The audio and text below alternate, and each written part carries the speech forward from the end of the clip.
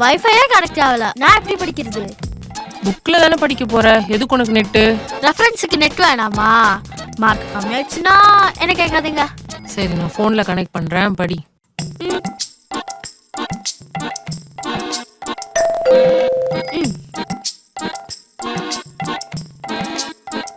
Ma'am, நான் எதுவும் order பண்ணலையே.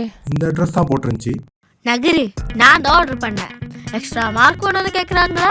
அதான் extra dark pencil, extra colour pencil, extra sharpener, extra Barbie போட்ட எரேசர், எல்லாமே நியூ மாடல். போன வாரம் தானடி வாங்கி கொடுத்தேன்.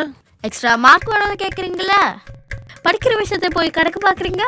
எக்ஸ்ட்ரா மார்க் மட்டும் வாங்காம இரு, அடியும் எக்ஸ்ட்ரா விடும். அதெல்லாம் அப்புறம் பார்க்கலாம். ஃபர்ஸ்ட் 300 rupees ஜிபே பண்ணுங்க.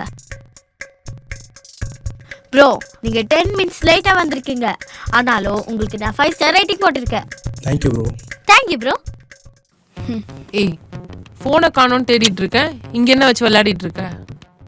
சரி, உனக்கு இன்னைக்கு எக்ஸாம் தானே? நேத்துல இருந்து ஒன்றும் படிக்கவே இல்லையே. இப்போ என்ன ஸ்கூலுக்கும் கிளம்பாம உட்காந்துட்டு இருக்க? நான் படிக்கலைன்னு நீ பாத்தியா? ம், சரி, படிக்கலாம்னு சொல்லிட்டு ரூமுக்கு போனேன். அப்போ பார்த்தா நீயும் அப்பாவும் சண்டை போட்டுட்டு இருந்தீங்க. கேட்க இன்ட்ரெஸ்டிங்காக இருந்தது, அதான் உட்காந்து கேட்டேன். ஒரு தடவை சொன்னா புரியாதா உனக்கு? எப்ப பாரு கத்தினே இருக்க. என்னதான் பிரச்சனை உனக்கு? சும்மா நான் சொல்லிட்டே இருக்கேன், நீ சொன்னதே சொல்லிட்டு இருக்க. எல்லாத்தையும் போய் நான் தான் ஒத்துக்கணுமா? நீ ஒத்துக்க மாட்டியா? ஒத்துக்க முடியாது. இப்போ இந்த துணியெல்லாம் காய வைக்க முடியுமா, முடியாதா? நானும் எவ்வளவு வேலை தான் பாக்குறது, மனுஷனா இல்லையா? சூப்பர் பாயிண்டா பேசுறாரு. எப்ப பாரு நச நசன்னு பேசினே இருக்க. நீதான் நொச நொசன்னு பேசிட்டே இருக்க. இருக்க தலைவலியில இது வேற ஒரு தலைவலி எனக்கு. ஆமாப்பா, அப்படி பார்த்தா அப்பா சைடு தான் கரெக்ட், நீ தான் ஒத்துக்கவே மாட்டேங்கிற. சரி, அப்ப அதுக்கப்புறம் படிக்க வேண்டியதானே? சரி, படிக்கலான்னு போனோமா, ஆனா கேம்ல 35 லெவல் தாண்டிட்டேன். சரி, உட்காந்து படிக்கலான்னு பார்த்தா அப்படி கேமே விளையாடிட்டு இருந்தம்மா.